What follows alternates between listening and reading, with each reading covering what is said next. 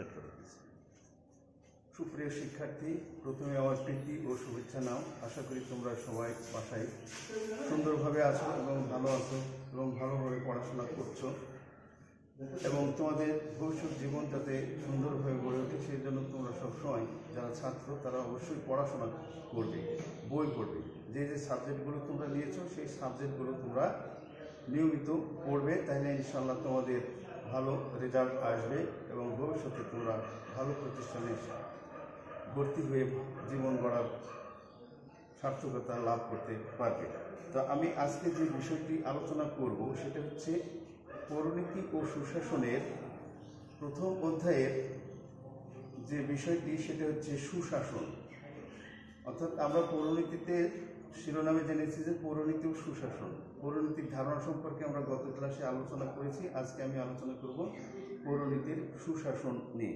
সুশাসন এমন একটি প্রত্যয়, এমন একটি অনুষঙ্গ যা বর্তমান বিশ্বে একটি খুবই নন্দিত এবং গ্রহণযোগ্য এবং বিশ্বের সকল গণতান্ত্রিক রাষ্ট্রে এটা আজকে খুবই জনপ্রিয় স্থান লাভ করেছে বলে আমি মনে করি। তো সুশাসনের প্রথম কথা হচ্ছে যে সুশাসন আধুনিক গণতান্ত্রিক ও সমাজ কল্যাণমূলক রাষ্ট্রে বহুল প্রকাশিত এবং প্রত্যাশিত একটি বিষয়। সুশাসন ছাড়া কখনোই আমাদের জীবনের উন্নয়ন করা সম্ভব নয়। সুতরাং সুশাসন সম্পর্কে আমাদের একটি ভালো ধারণা থাকা খুবই দরকার। সাম্প্রতিককালে বিশ্ব ব্যাংক, দাতা সংস্থা, দাতা গোষ্ঠীসমূহ পশ্চিমা দেশসমূহের সুশাসন সম্পর্কে তাদের দৃষ্টিভঙ্গি ও শাসন মতামতের প্রতিফলন ঘটাচ্ছে নানাভাবে। 1989 সালে বিশ্ব ব্যাংকের এক সমীক্ষায় সর্বপ্রথম সুশাসন প্রত্যয়টি ব্যবহার করা হয়, কারণ সুশাসন ছাড়া একটি রাষ্ট্রের কখনোই উন্নয়ন করা সম্ভব হয় না। কারণ আমরা যে জনসমষ্টি, সকল জনসমষ্টি কিন্তু একটি রাষ্ট্রে বসবাস করে। যে সুশাসন সম্পর্কে আরেকটি কথা বলা যায় যে সুশাসনের ইংরেজি হচ্ছে গভর্নেন্স, গুড গভর্নেন্স। এবং গভর্নেন্স শব্দটির আগে গুড কথাটি ব্যবহার করে এটাকে বলা হচ্ছে গুড গভর্নেন্স। গুড গভর্নেন্স মানে সুশাসন। সু মানে সুন্দর এবং শাসন মানে শাসন বা পরিচালনা। সুতরাং সুশাসন মানে একটি রাষ্ট্রের শাসন ব্যবস্থায় যখন শাসকের সাথে শাসিতের সুসম্পর্ক থাকবে, শাসক এবং শাসিতের মধ্যে যোগাযোগ সূত্র থাকবে এবং স্বচ্ছতা থাকবে, জবাবদিহিতা থাকবে, তখন সেটাকে আমরা সুশাসন বলব। সুশাসন হচ্ছে এমন একটি কাঙ্ক্ষিত রাষ্ট্র ব্যবস্থার প্রতিফলন যেখানে শাসক রাষ্ট্র ব্যবস্থার প্রতিফলন, যেখানে শাসক ও শাসিতের মধ্যে সুসম্পর্ক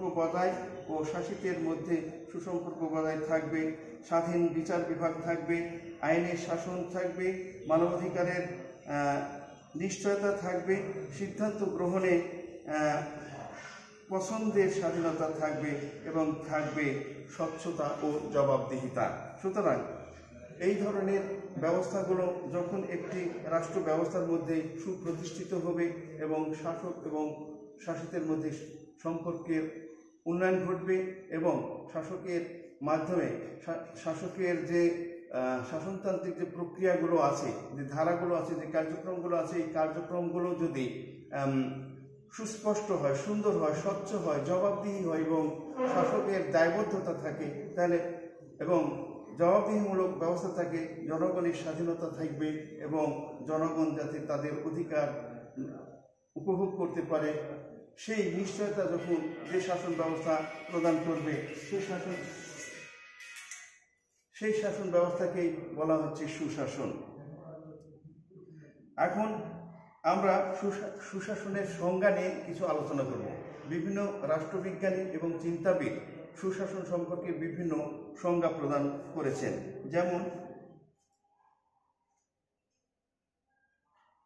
সুশাসন সম্পর্কে বিভিন্ন সংজ্ঞা প্রদান করেছেন মার্টিন মিনক নামক একজন চিন্তাবিদ। তিনি সুশাসন সম্পর্কে বলেন শাসকের ব্যাপক অর্থে সুশাসন হচ্ছে কতিপয় উদ্যোগের সমষ্টি এবং একটি সংস্কার কৌশল যা সরকারকে অধিকতর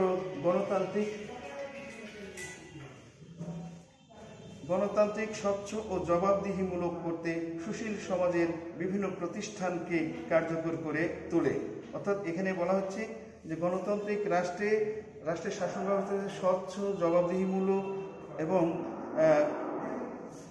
সুশীল সমাজের বিভিন্ন প্রতিষ্ঠানকে কার্যকর করে তুলবে, এই ধরনের শাসন ব্যবস্থা। যা বলছিলাম যে 2 নম্বর, ম্যাককরনি নামক আরেকজন শাসক চিন্তাবিদ সুশাসনের একটি সুন্দর সংজ্ঞা দিয়েছেন। তিনি বলেন, সুশাসন হল রাষ্ট্রের সাথে সুশীল সমাজের, সরকারের সাথে জনগণের এবং শাসকের সাথে শাসিতের সম্পর্ককে বোঝায়। অর্থাৎ এখানে বোঝা হচ্ছে যে শাসক যদি সুন্দর হয়, শাসক যদি জনগণের কল্যাণে নিবেদিত হয়, তাহলে সেই শাসকের পক্ষেই সুশাসন প্রতিষ্ঠা করা সম্ভব হয় এবং সুশাসন ছাড়া কখনোই কোনো রাষ্ট্রের জনগণের কল্যাণ কখনোই আশা করা যায় না। সুশাসন অত্যন্ত একটি জনপ্রিয় এবং বর্তমান যুগে গ্রহণযোগ্য শাসন ব্যবস্থা হিসেবে পরিগণিত হয়েছে। আরেকজন চিন্তাবিদ ল্যান্ডেল মিল সুশাসন সম্পর্কে বলেন, সুশাসন হলো এমন এক অন্তর্নিহিত ভাষা ও আচরণ কাঠামো যা উত্তম শাসনকে এগিয়ে নিতে সাহায্য করে। অর্থাৎ ল্যান্ডেল মিল বলছেন যে সুশাসন হলো এমন একটি শাসন ব্যবস্থা, অন্তর্নিহিত ভাব, ভাষা এবং আচরণ যা সুন্দর শাসন ব্যবস্থাকে বা উত্তম শাসন ব্যবস্থাকে এগিয়ে নিয়ে যাবে এবং এই উত্তমের মাধ্যম দিয়ে জনগণ তাদের অধিকার, তাদের স্বাধীনতা এবং চলাফেরা এবং শাসকদের যে কার্যক্রম, সেই কার্যক্রমগুলো সুন্দরভাবে বুঝতে পারবে। বিশ্বব্যাংক এর মতে সুশাসন এমন একটি ব্যবস্থা যেখানে উন্নয়নের জন্য দেশের রাজনৈতিক ও সামাজিক সম্পদ সমূহের ব্যবস্থাপনায় ক্ষমতার প্রয়োগ করা হয়। অর্থাৎ বিশ্বব্যাংক হচ্ছে এমন একটি সংস্থা যা আন্তর্জাতিক সংস্থা। এই সংস্থার মাধ্যমে বিশ্বের বিভিন্ন দেশের শাসনতান্ত্রিক ব্যবস্থায় সুশাসন কীভাবে প্রতিষ্ঠা করা সম্ভব সেই সম্পর্কে দিক নির্দেশনা দান করেন এবং বিভিন্নভাবে বিভিন্ন রাষ্ট্রের সুশাসন প্রতিষ্ঠা করার জন্য সহায়তা প্রদান করে থাকেন। সেই জন্য তার সংজ্ঞাটাই এখানে খুবই গ্রহণযোগ্য। এই জন্যই যে অর্থনৈতিক এবং সামাজিক সম্পদ সমূহের যদি সুষম বন্টন বা সুন্দর ব্যবস্থাপনার মাধ্যমে শাসকবৃন্দ যদি শাসন কার্য পরিচালনা করতে না পারে, তাহলে কখনো সুশাসন সম্ভব না। এই জন্য অর্থনৈতিক এবং সামাজিক অবকাঠামোগুলোকে সুন্দরভাবে সুচারুরূপে পরিচালনা করার মাধ্যমে সুশাসন প্রতিষ্ঠা করা যায়। এই বিশ্বব্যাংকের এই ধারণা থেকে এটাই আমরা সুস্পষ্টভাবে অনুমান করতে পারি। এখন আরেকজন অবসরপ্রাপ্ত ব্রিটিশ স্থায়ী সচিব স্যার কেনেথ স্টো, তিনি সুশাসনের দিক নির্দেশক হিসেবে কতগুলো বিষয়ের প্রতি ইঙ্গিত করেছেন। যেমন 1, রাজনৈতিক স্বাধীনতা ও বাক স্বাধীনতা। তিনি কতগুলি দিক নির্দেশনা করেছেন সুশাসনকে সুপ্রতিষ্ঠিত করার জন্য। তার মধ্যে 1 নম্বর হচ্ছে রাজনৈতিক স্বাধীনতা এবং বাক স্বাধীনতা এবং একটি অবাধ নির্বাচিত আইনসভা। অর্থাৎ একটি রাষ্ট্রের আইনসভা যদি নির্বাচিত হয়, অবাধ, নিরপেক্ষ এবং সুন্দর নির্বাচিত যদি আইনসভা থাকে, তাহলে সেখানে সরকারের জবাবদিহিতা থাকে, স্বচ্ছতা থাকে এবং সরকারের দায়বদ্ধতা থাকে। সুতরাং এই ধরনের যদি ব্যবস্থাপনা থাকে এবং রাজনৈতিক দলগুলো রাজনৈতিক ব্যবস্থাগুলো হবে স্বাধীনতাকামী এবং বাক স্বাধীনতা থাকতে হবে। এই ধরনের যদি ব্যবস্থা থাকে তাহলে অবশ্যই সুশাসন প্রতিষ্ঠিত করা সম্ভব হবে। 2 নম্বর, ব্যক্তি সত্তার অধিকার সংরক্ষণে সংবিধান ও বিচার বিভাগের ক্ষমতা। অর্থাৎ ব্যক্তি সত্তার অর্থাৎ জনগণের অধিকার প্রতিষ্ঠা করার জন্য এবং জনগণের ক্ষমতা সংরক্ষণ করার জন্য সংবিধান এবং বিচার বিভাগের ক্ষমতা থাকতে হবে, অর্থাৎ সংবিধানে যে সমস্ত বিধিবিধানগুলো থাকবে সেগুলি সঠিকভাবে যাতে বাস্তবায়িত হয় এবং বিচার বিভাগ যাতে সুষ্ঠু সুন্দরভাবে তার ক্ষমতা প্রয়োগ করে জনগণের ব্যক্তিসত্তার বিকাশ সাধন করতে পারে, এই ধরনের ব্যবস্থা থাকা দরকার। 3 নম্বর হচ্ছে শিক্ষা ও স্বাস্থ্য সেবার মাধ্যমে সমাজের সার্বিক উন্নয়ন। শিক্ষা এবং স্বাস্থ্যসেবা, অর্থাৎ একটি জাতি যদি সুশিক্ষিত না হয় তাহলে কখনোই সুশাসন সম্পর্কে জনগণ সচেতন হবে না। সুতরাং শিক্ষার সুষ্ঠু ব্যবস্থা গ্রহণ করতে হবে এবং একটি জাতির স্বাস্থ্যসেবা, অর্থাৎ একটি জাতি যদি সবল, সুস্থ, সুন্দর হয় তাহলে সেই জাতি উন্নতির দিকে তাড়াতাড়ি এগিয়ে যেতে পারে এবং সুশাসন প্রতিষ্ঠিত করার জন্য অগ্রণী ভূমিকা পালন করতে পারে। এই জন্য স্টুয়ার্ট শো বলেছেন যে এই দিক নির্দেশনাগুলি পালন করা দরকার। 4 নম্বর হচ্ছে স্থিতিশীল মুদ্রা ব্যবস্থা ও অর্থনৈতিক এবং সামাজিক উন্নয়নের জন্য পদক্ষেপ গ্রহণ। স্থিতিশীল মুদ্রা ব্যবস্থা থাকতে হবে, মুদ্রা ব্যবস্থা যেন বেশি না হয় আবার কমও না হয়, স্থিতিশীল হতে হবে, স্থির হতে হবে। অর্থনৈতিক এবং সামাজিক উন্নয়নের জন্য এই ব্যবস্থাগুলো সরকারকে গ্রহণ করতে হবে, এই ধরনের দিক নির্দেশনার কথা তিনি বলেছেন। এবং 5 নম্বর হচ্ছে একটি স্বাধীন নির্বাচিত আইনসভা কাছে নির্বাহী কর্তৃপক্ষের জবাবদিহিতা থাকতে হবে। অর্থাৎ এখানে বলা হচ্ছে যে একটি স্বাধীন নির্বাচিত, অর্থাৎ নির্বাচিত যে আইনসভা থাকবে সেই আইনসভা হবে স্বাধীন, নিরপেক্ষ এবং জনগণের পক্ষে যাতে তারা কাজ করতে পারে সেই ধরনের আইনসভা থাকবে। এবং এই আইনসভার কাছে নির্বাহী অর্থাৎ শাসনতান্ত্রিক যে কর্মকর্তা কর্মচারী থাকবে তাদের জবাবদিহিতা থাকতে হবে, তারা কি কাজ করছে, ভালো করছে না খারাপ করছে তার জবাবদিহি করতে হবে। যেটা আমরা আইনসভায় প্রশ্নোত্তর পর্বে দেখতে পাই যে বিভিন্ন মন্ত্রণালয়ের মন্ত্রীরা এবং সচিবরা আইনসভার নিকট জবাবদিহি করতে বাধ্য থাকে। উপরের এই সংজ্ঞাগুলো বিশ্লেষণ করে তাহলে আমরা সুশাসন সম্পর্কে যে সংজ্ঞাগুলো এবং অনেক ব্যাখ্যা বিশ্লেষণ করলাম সে সম্পর্কে এখন একটি আমরা উপসংহার টানব এইভাবে যে উপরের সংজ্ঞাগুলো বিশ্লেষণ করে বলা যায় যে সরকারের স্বচ্ছতা, জবাবদিহিতা, দায়িত্বশীলতা এবং জনগণের অংশগ্রহণের ভিত্তিতে জনগণের কল্যাণ অনুসারে সুশাসন কল্যাণকারী শাসন কার্য পরিচালনায় হচ্ছে সুশাসন। কল্যাণমূলক শাসন কার্যই হচ্ছে সুশাসন। সুশাসন সেই শাসন ব্যবস্থা যেখানে শাসক শাসিতের মধ্যে সুসম্পর্ক বিরাজমান করবে। স্বাধীন বিচার বিভাগ ও জনগণের পছন্দের স্বাধীনতা থাকবে। আরও বলা যায় যে সুশাসন জনগণের জন্য একটি নবতর ধারণা ও সংযোজন। বর্তমান বিশ্বে সেই প্রত্যয়টি ব্যাপকভাবে ব্যবহৃত হচ্ছে এবং সুশাসন ছাড়া সার্বিক উন্নয়নের আর কোনো বিকল্প ব্যবস্থা কল্পনা করা যায় না। সুতরাং সুশাসন একটি সুন্দর শাসন ব্যবস্থা এবং বর্তমান বিশ্বে গণতান্ত্রিক বিশ্বের একটি আলোড়িত এবং জনপ্রিয় সুন্দর একটি শাসন ব্যবস্থা হিসেবে পরিগণিত হয়েছে। সুপ্রিয় শিক্ষার্থী, এই সংজ্ঞা থেকে আমরা জানলাম যে সুশাসন ছাড়া কখনোই একটি রাষ্ট্রের শাসন ব্যবস্থাকে সুন্দরভাবে পরিচালনা করা যাবে না এবং এই সুশাসন ছাড়া কখনোই জনগণের কল্যাণ এবং অধিকার, স্বাধীনতা, চলাফেরার স্বাধীনতা, বাক স্বাধীনতা এবং নির্বিঘ্নে দেশের বিভিন্ন প্রান্তরে এক প্রান্ত থেকে অন্য প্রান্ত চলাফেরা করার সুযোগ সৃষ্টি করা যাবে না। সুতরাং সুশাসন একটি রাষ্ট্রের উন্নয়নের জন্য মূল্যবান একটি সোপান। এখন আমরা আলোচনা করব সুশাসনের বৈশিষ্ট্য নিয়ে। সুশাসনের বৈশিষ্ট্য আলোচনা করতে গেলে প্রথমেই আমরা যে কথাটি জানবো সেটা হচ্ছে বর্তমান বিশ্ব হচ্ছে গণতন্ত্রিক বিশ্ব। এই গণতান্ত্রিক বিশ্বে সার্বিক কল্যাণের জন্য, জনগণের সার্বিক কল্যাণের জন্য, মঙ্গলের জন্য, উন্নয়নের জন্য, তাদের অধিকার প্রতিষ্ঠা করার জন্য যে শাসন ব্যবস্থা সেটা সুশাসন। সেই সুশাসনের বৈশিষ্ট্যগুলো সম্পর্কে আমরা আলোকপাত করলে আমরা বুঝতে পারব যে সুশাসনের দ্বারা জনগণ কিভাবে উপকৃত হয়। এখন আমরা 1 নম্বর বৈশিষ্ট্য হচ্ছে নাগরিকের অংশগ্রহণ। অর্থাৎ রাষ্ট্রের শাসন ব্যবস্থায় নাগরিকগণ যদি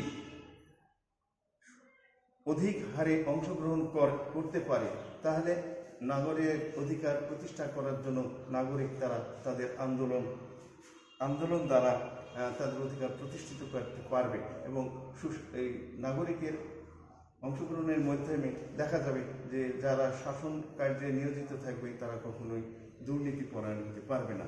আর যখনই দুর্নীতিমুক্ত শাসন ব্যবস্থা কায়েম হবে তখনই সুশাসন প্রতিষ্ঠিত হবে। 2 নম্বর, আইনের শাসন। আইনের শাসন বলতে বোঝায় যে দেশে আইন আছে, সেই আইনের যদি কার্যকারিতা না থাকে তাহলে কখনোই সুশাসন প্রতিষ্ঠা করা যাবে না। সুতরাং সুশাসন হচ্ছে আইনের শাসন হচ্ছে সুশাসনের একটি অন্যতম বৈশিষ্ট্য। অর্থাৎ এখানে বলা হচ্ছে যে আইনের চোখে সকলেই সমান, অর্থাৎ একটি রাষ্ট্রের সকল জনগণ, ধনী গরিব দরিদ্র শিক্ষিত অশিক্ষিত সকল জনগণের জন্য সকলেই যদি একই আইনের অধিকার লাভ করতে পারে তাহলে সেখানে বলা হবে যে আইনের শাসন প্রতিষ্ঠিত হয়েছে। আর আইনের শাসন সুশাসনের একটি অন্যতম বৈশিষ্ট্য হিসেবে কাজ করে। 3 নম্বর হচ্ছে স্বচ্ছতা। অর্থাৎ শাসনতান্ত্রিক অবস্থায় যদি স্বচ্ছতা না থাকে তাহলে কখনোই জনগণ সে সম্পর্কে জানতে পারবে না। সুতরাং স্বচ্ছতা হচ্ছে শাসনের যে কার্যক্রম, শাসকদের যে কার্যপ্রণালী, সেই কার্যপ্রণালীগুলো জনগণ যেন সুন্দরভাবে বুঝতে পারে, জানতে পারে, তাহলেই দেখা যাবে যে শাসকবৃন্দ তাদের শাসনতান্ত্রিক কাজে কখনোই দুর্নীতি বা অবহেলা অবজ্ঞা করতে পারবে না। সুতরাং স্বচ্ছতা হচ্ছে সুশাসনের একটি অন্যতম বৈশিষ্ট্য। আর যে দায়িত্বশীলতা, অর্থাৎ জনগণ কর্তৃক যে কর্তৃপক্ষ বা যে প্রতিনিধি দায়িত্ব শাসনতান্ত্রিক দায়িত্ব গ্রহণ করবে, যেমন আমাদের দেশে আইনসভার সদস্য সাধারণ জনগণের দ্বারা নির্বাচিত হয় এবং তারাই সরকার গঠন করে এবং তারাই শাসন কার্য পরিচালনা করে। সুতরাং শাসন কার্যে যে দায়িত্বশীলতা, এই দায়িত্বশীলতা যদি তারা সঠিকভাবে পালন না করে, অর্থাৎ তাদের কাজের জন্য যদি জনগণের নিকট তাদের দায়বদ্ধতা না থাকে তাহলে সুশাসন প্রতিষ্ঠা করা সম্ভব না। সুতরাং দায়িত্বশীলতা হচ্ছে এবং দায়িত্বশীলতার মাধ্যমে সুশাসন প্রতিষ্ঠা করা সম্ভব হয়। সুতরাং দায়িত্বশীলতা হচ্ছে একটি অন্যতম বৈশিষ্ট্য। জবাবদিহিতা, অর্থাৎ যে শাসকবৃন্দ শাসন কার্য পরিচালনা করবে তাদের এই শাসনতান্ত্রিক কার্যাবলীকে সুচারুরূপে পরিচালনা করছে কি করছে না তার জবাবদিহিতা থাকতে হবে। অর্থাৎ জনগণের দ্বারা নির্বাচিত প্রতিনিধির কাছে শাসনতান্ত্রিক ব্যবস্থায় যারা নিয়োজিত আছে তাদের জবাবদিহিতা থাকতে হবে। অর্থাৎ জবাবদিহিতাও একটি সুশাসনের অন্যতম বৈশিষ্ট্য। আরেকটা হচ্ছে বিকেন্দ্রীয়করণ, অর্থাৎ একটি রাষ্ট্রের শাসনতান্ত্রিক ব্যবস্থাকে যখন কেন্দ্র থেকে তৃণমূল পর্যায়ে অর্থাৎ নিম্নস্তর পর্যন্ত যদি ক্ষমতার বিকেন্দ্রীকরণ থাকে, বিকেন্দ্রীকরণ ভাগ করে দেয়া থাকে, তাহলে অবশ্যই সুশাসন প্রতিষ্ঠা করা সুন্দর হবে বলে আমি মনে করি। আরেকটা হচ্ছে লিঙ্গ বৈষম্যের দূরীকরণ, অর্থাৎ লিঙ্গ বৈষম্য বলতে আমাদের দেশের মহিলা এবং পুরুষদের মধ্যে অনেক বৈষম্য করা হয়, সেই বৈষম্য যেন না থাকে। অর্থাৎ যোগ্যতা অনুযায়ী পুরুষ এবং মহিলা উভয়ের শাসনতান্ত্রিক বা যে কোনো কাজের দায়িত্ব অর্পণ করাটাই হচ্ছে লিঙ্গ বৈষম্য দূরীকরণ। সুতরাং লিঙ্গ বৈষম্য দূরীকরণের মাধ্যমে সুশাসন প্রতিষ্ঠা করা সম্ভব। সেবাধর্মী মনোভাব, অর্থাৎ যারা শাসনতান্ত্রিক কাজে নিয়োজিত থাকবে তাদের মনোভাব যদি সেবাধর্মী হয়, অর্থাৎ জনগণের কল্যাণে নিবেদিত হয়, তাহলেই সুশাসন প্রতিষ্ঠা করা সম্ভব। আরেকটা হচ্ছে বিচার বিভাগের স্বাধীনতা, অর্থাৎ একটি দেশের শাসনতান্ত্রিক ব্যবস্থায় যে 3টি বিভাগ রয়েছে, শাসন বিভাগ, বিচার বিভাগ এবং আইন বিভাগ, সেই বিচার বিভাগের স্বাধীনতা যদি না থাকে, বিচার বিভাগ আইন অনুযায়ী শাসন কার্য পরিচালনা বিচার কার্য পরিচালনা করবে। সুতরাং বিচার কার্য পরিচালনা করতে গিয়ে যদি বিচার বিভাগের স্বাধীনতা না থাকে তাহলে কখনোই নিরপেক্ষ বিচার হবে না এবং জনগণ সুষ্ঠু বিচার পাবে না। সুষ্ঠু বিচার যদি না পায় তাহলে কখনোই সুশাসন প্রতিষ্ঠা করা সম্ভব হবে না, বিশৃঙ্খলার সৃষ্টি হবে। সুতরাং বিচার বিভাগের স্বাধীনতা সুশাসন প্রতিষ্ঠার ক্ষেত্রে একটি বিরাট ভূমিকা পালন করে এবং এটা একটা অন্যতম বৈশিষ্ট্য। আর হচ্ছে গণমাধ্যমের স্বাধীনতা। গণমাধ্যম হচ্ছে একটা প্রচার মাধ্যম। এই গণমাধ্যম যেমন রেডিও, টেলিভিশন, সংবাদপত্র, ফেসবুক, মোবাইল, টেলিফোন ইত্যাদি, এই মাধ্যমগুলো যদি নিরপেক্ষ হয়, স্বাধীন হয়, তাহলে অবশ্যই শাসকবৃন্দ অবশ্যই গণমাধ্যমের দ্বারা ভীত হবে। এই ভীত হওয়ার কারণে তারা দুর্নীতি করতে সাহসী হবে না। সুতরাং গণমাধ্যমের স্বাধীনতা থাকতে হবে। গণমাধ্যমের স্বাধীনতা থাকলে নিরপেক্ষ এবং সুন্দর ন্যায়ভিত্তিক প্রচার করা সম্ভব হবে এবং এই প্রচারের মাধ্যমে জনগণ জানতে পারবে এবং জনগণ সজাগ এবং সচেতন হবে। সুতরাং এটাও একটি সুশাসনের বৈশিষ্ট্য। বৈধতা অর্থাৎ শাসনতান্ত্রিক ব্যাপারে যদি বৈধতা না থাকে, অবৈধ শাসক যদি শাসন ক্ষমতায় থাকে, তাহলে কখনো দেশে সুশাসন প্রতিষ্ঠা করা সম্ভব হবে না। তখন অবৈধ শাসক যদি শাসন ক্ষমতায় থাকে, তাহলে দেশের দুর্নীতি পরায়ণ শাসন ব্যবস্থা কার্যকরী থাকবে। সুতরাং বৈধতার ভিত্তিতেই শাসন ব্যবস্থাকে কার্যকরী করতে হবে। সুতরাং এটাও একটি বৈশিষ্ট্য সুশাসন প্রতিষ্ঠা করার ক্ষেত্রে। আরেকটি হচ্ছে ঐক্যমত্য, অর্থাৎ জনগণের মধ্যে ঐক্যমত থাকা লাগবে। একটি শাসনতান্ত্রিক ব্যবস্থায় সকলেই যেন আমরা একমত হয়ে কাজ করতে পারি। এখানে বলা হয় এইটুকু যে একটি রাষ্ট্রের শাসন ব্যবস্থায় একটি বিরোধী দল থাকে, একটি শাসনতান্ত্রিক দল থাকে। সুতরাং বিরোধী দলের কাজ হবে গঠনমূলক সমালোচনা করা, আর যারা ক্ষমতায় থাকবে তারা বিরোধী দলের সেই সমালোচনার সুন্দর সুষ্ঠু যে দিক নির্দেশনা, সেই দিক নির্দেশনা অনুযায়ী শাসন কার্যে পরিচালিত করবে। সুতরাং এটাও একটি বিরোধী এই ঐক্যমত্য প্রতিষ্ঠা করার জন্য থাকতে হবে। আরেকটা হচ্ছে সাম্য। সাম্য মানে সমান, অর্থাৎ দেশের জনগণের মধ্যে সমতা থাকতে হবে। অর্থাৎ যোগ্যতা অনুযায়ী যে যতটুকু পাওয়ার অধিকারী তার ততটুকু অধিকার প্রতিষ্ঠা করার যে শাসনতান্ত্রিক মনোবৃত্তি, সেটাই হচ্ছে সাম্য। অর্থাৎ সাম্য ছাড়া কখনোই, অর্থাৎ যোগ্যতা অনুযায়ী তাকে যে যতটুকু যোগ্যতা সম্পন্ন তাকে সেই যোগ্য আসনে তাকে প্রতিষ্ঠিত করতে হবে। এই সাম্য যদি শাসকবৃন্দ সুষ্ঠুভাবে পরিচালনা না করে, তাহলে কখনোই সুশাসন প্রতিষ্ঠা করা সম্ভব হবে না। সুতরাং সাম্য একটি সুশাসন প্রতিষ্ঠা করার জন্য অন্যতম বৈশিষ্ট্য হিসেবে কাজ করছে। কার্যকারিতা ও দক্ষতা, অর্থাৎ শাসনতান্ত্রিক যে কাজগুলো আছে সেই কার্যগুলো সুষ্ঠু, সুন্দর এবং জনগণের কল্যাণকামী হতে হবে এবং সমাজ কল্যাণমুখী হতে হবে। এই ধরনের কার্যকারিতা শাসনতান্ত্রিক শাসকদের থাকতে হবে এবং শাসন কার্য সুষ্ঠু, সুন্দরভাবে পরিচালনা করার জন্য একটা দক্ষতা থাকা লাগবে। অর্থাৎ সুদক্ষ শাসকই পারে সুশাসন প্রতিষ্ঠা করার জন্য কাজ করে দিতে। সুতরাং এই দক্ষ কার্যকারিতা ও দক্ষতাও একটি সুশাসনের অন্যতম বৈশিষ্ট্য। আরেকটা হচ্ছে, সেটা শেষ বৈশিষ্ট্য হচ্ছে মৌলিক অধিকারের সংরক্ষণ। অর্থাৎ জনগণের যে মৌলিক অধিকার রয়েছে, সেই মৌলিক অধিকারগুলো সংবিধানে সংরক্ষণ করা আছে। সেই সংবিধানে সংরক্ষিত মৌলিক অধিকারগুলো যদি সুষ্ঠু, সুন্দরভাবে জনগণকে উপভোগ করার সুযোগ সৃষ্টি করে দেয় শাসকবৃন্দ, তাহলে অবশ্যই সুশাসন প্রতিষ্ঠা করা সম্ভব হবে। এখানে যদি শাসকবৃন্দ দুর্নীতি পরায়ণ করে বা পক্ষপাতিত্ব করে, তাহলে কিন্তু কখনোই সুশাসন প্রতিষ্ঠা করা সম্ভব হবে না। সুতরাং আমরা বলতে পারি জনগণের মৌলিক অধিকারের সুষ্ঠু, সুন্দর প্রয়োগ এবং সংরক্ষণ করতে হবে।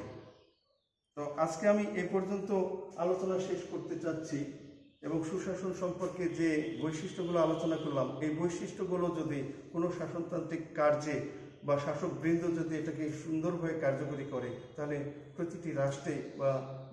প্রতিটি রাষ্ট্রে সুশাসন প্রতিষ্ঠা করা সম্ভব হবে। বর্তমান বিশ্ব সুশাসনের বিশ্ব, এই বিশ্বে সুশাসন ছাড়া কখনোই জনগণের অধিকার বা রাষ্ট্রের উন্নয়ন করা সম্ভব হবে না। তো আজকে এই পর্যন্ত শেষ করছি। সুপ্রিয় শিক্ষার্থী, তোমরা সবাই ভালো থাকো, সুন্দর থাকো এবং সুন্দরভাবে পড়াশোনা করবে এবং ভবিষ্যতে তোমাদের উন্নত জীবন যাতে গড়ে ওঠে সেই কামনা করি শেষ করছি। ধন্যবাদ সবাইকে।